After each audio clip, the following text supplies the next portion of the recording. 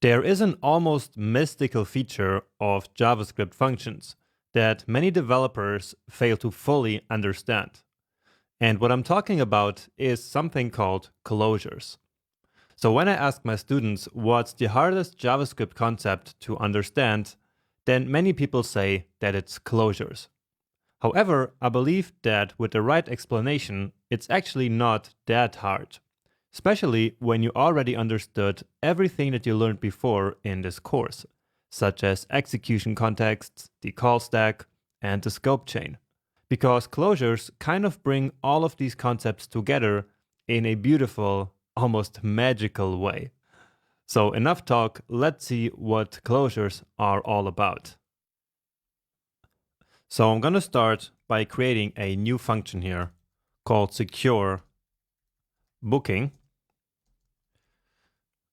And it is this function that will create the closure. Now, the first thing that I need to tell you about closures is that a closure is not a feature that we explicitly use. So we don't create closures manually like we create a new array or a new function.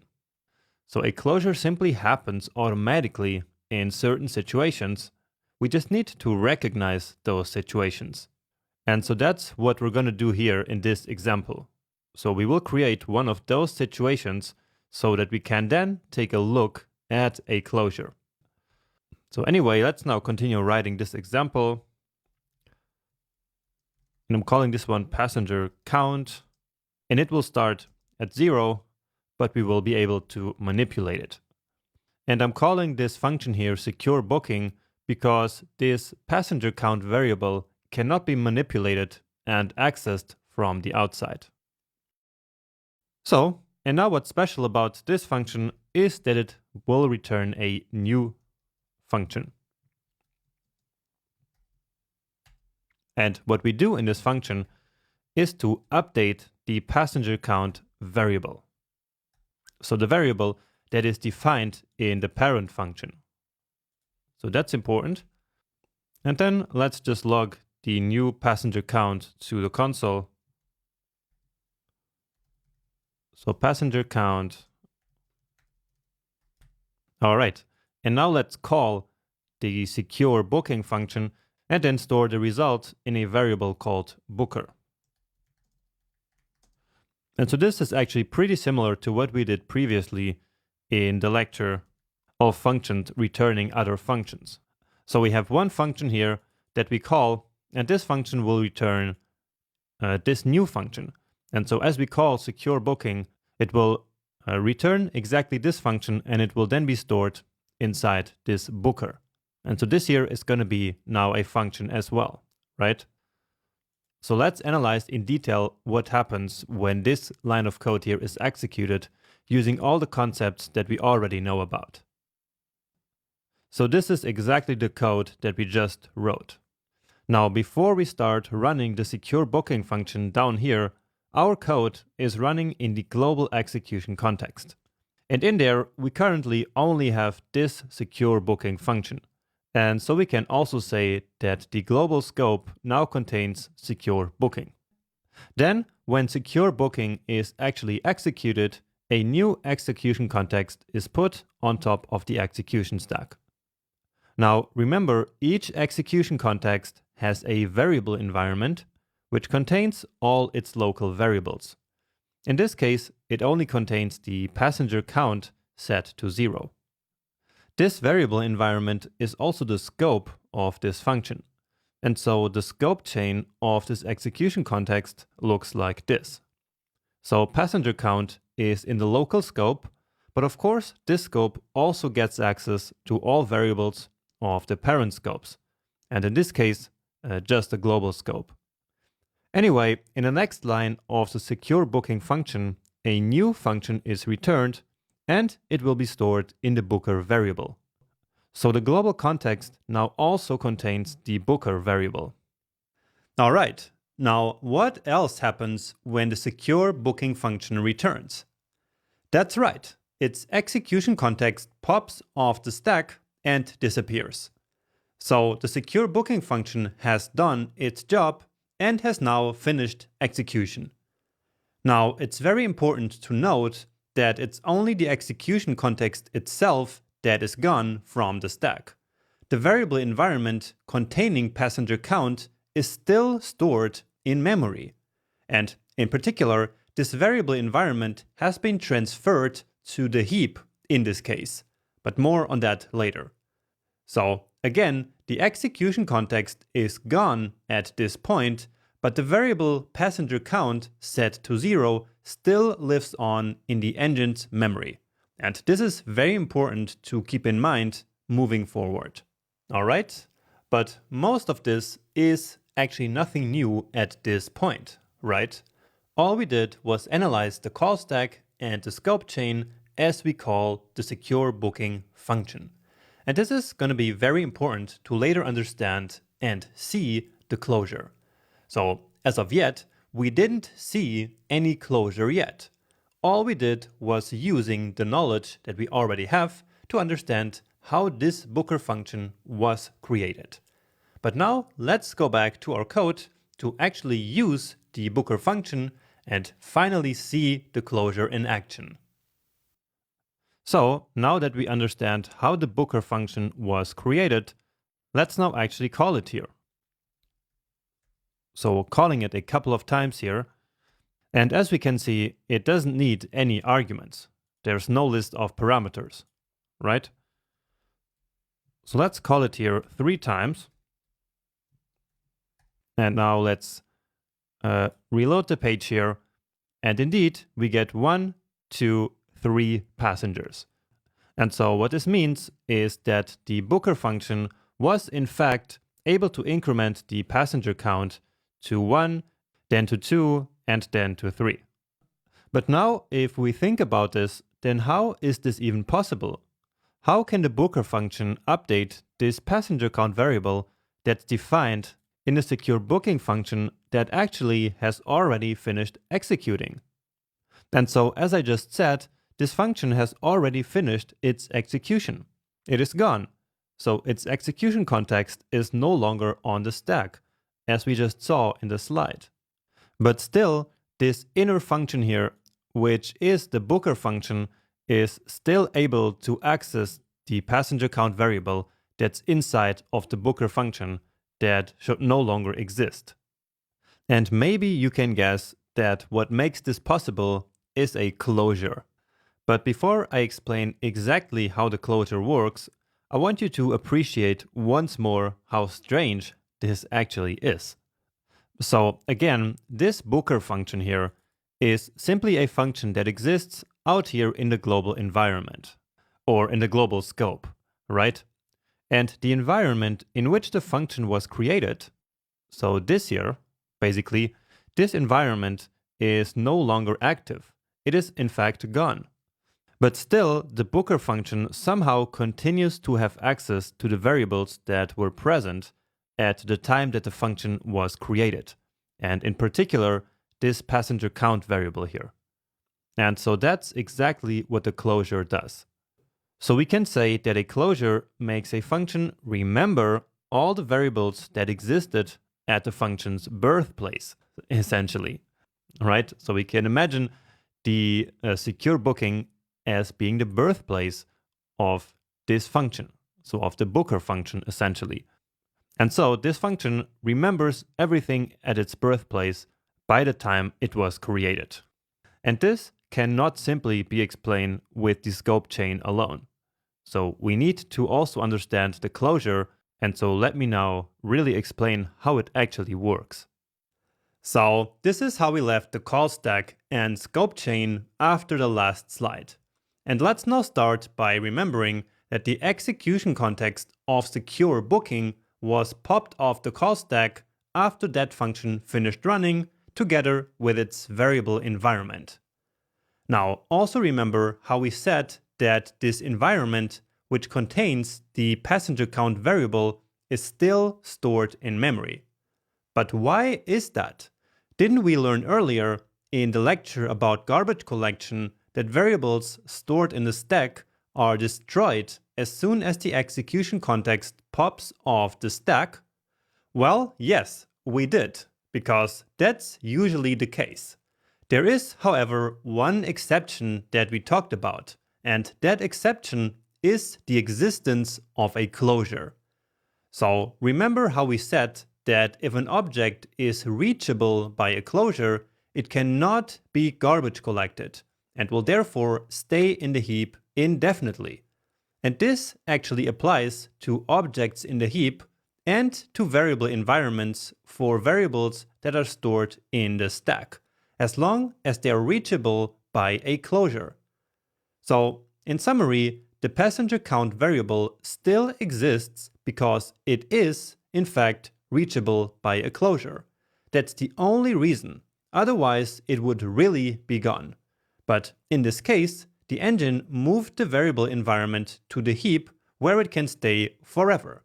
Again, because it's reachable by a closure and can therefore not be garbage collected.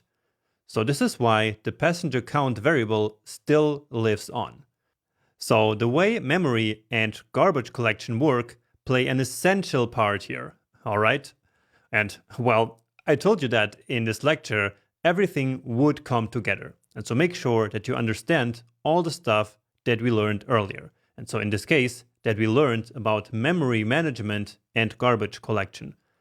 But anyway, now it's time to finally run the Booker function and see what's exactly gonna happen here. And by the way, note that Booker is really this function here, so located in the global scope, okay?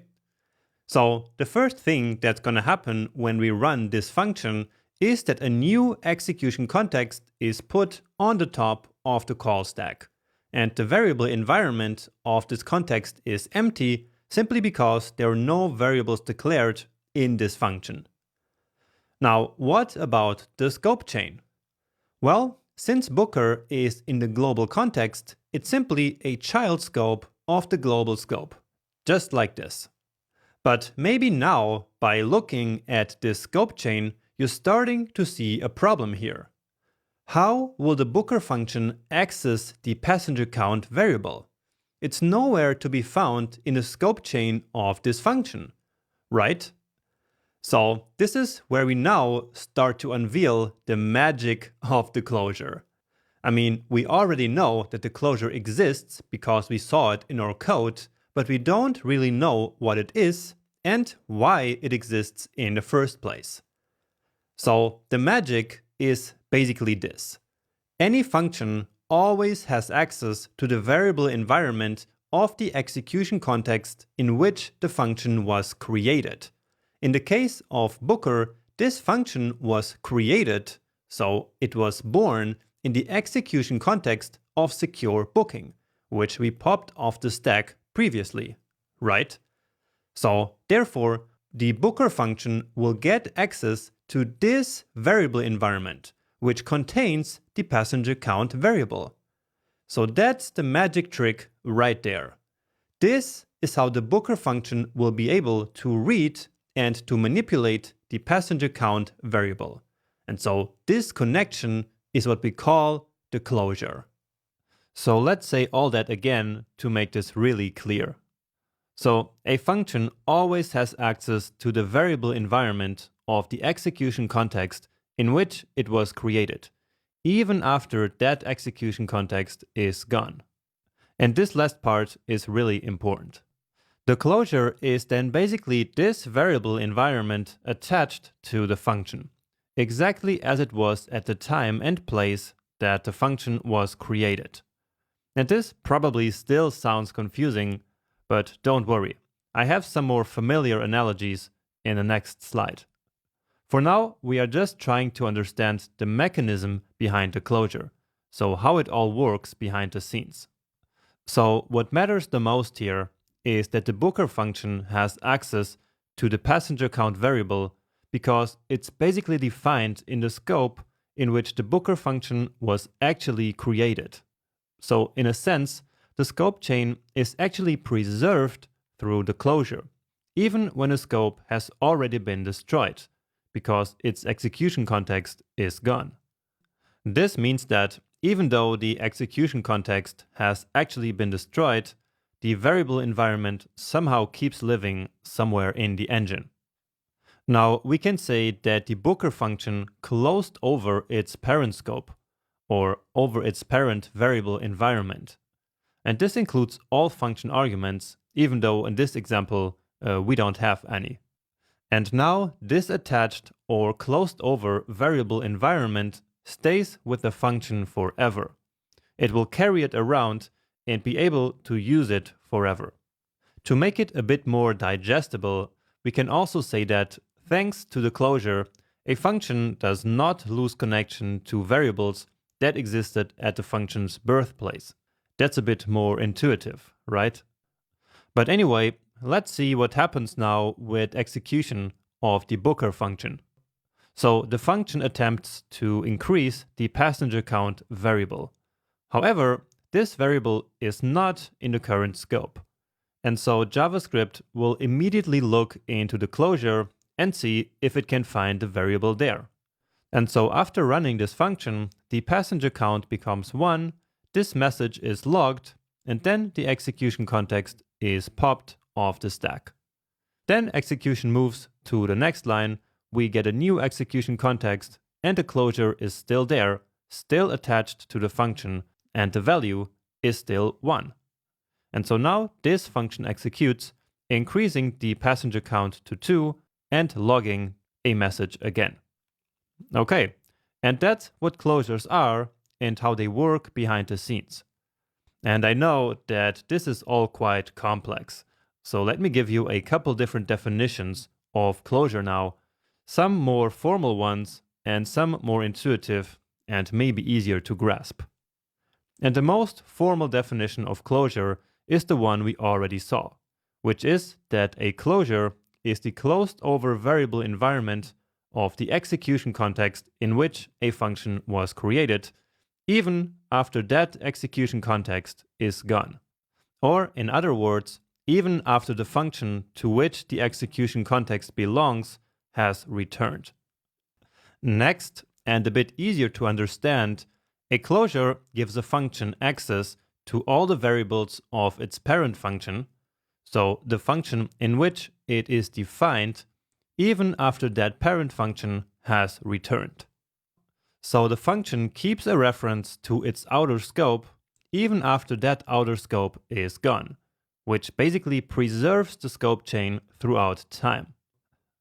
Alright, another definition, or let's say analogy, is that a closure makes sure that a function does never lose connection to the variables that existed at the function's birthplace.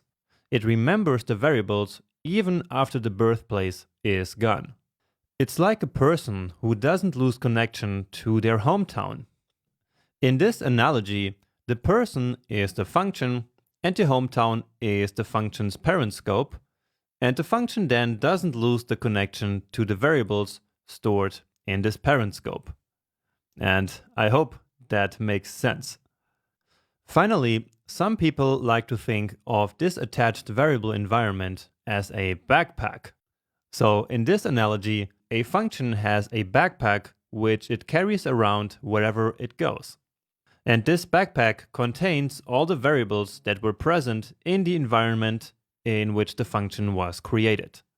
Then, whenever a variable can't be found in the function scope, JavaScript will look into the backpack and take the missing variable from there.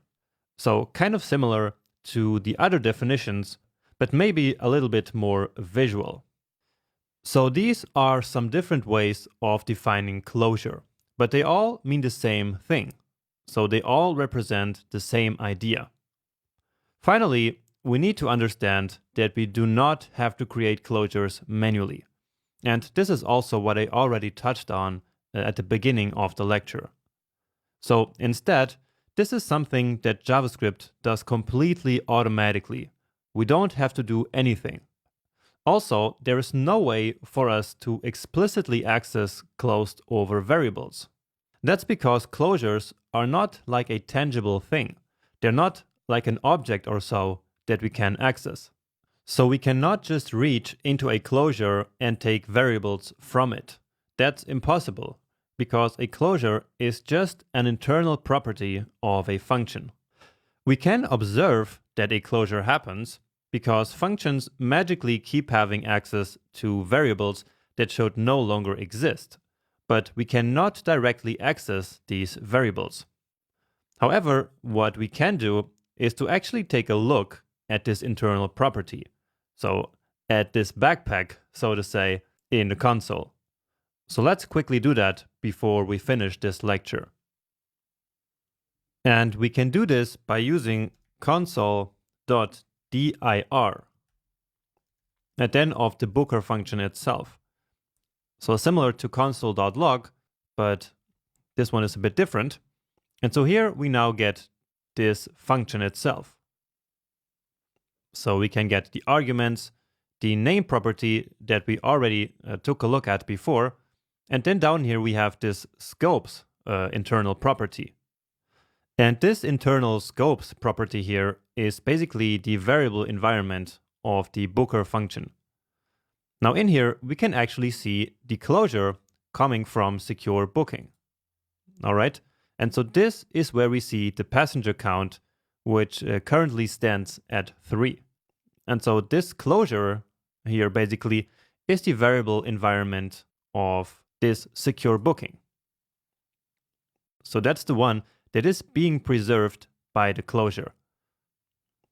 All right. And by the way, whenever you see these double brackets here, that means that it is an internal property which we cannot access from our code. All right. This was a long video about closures.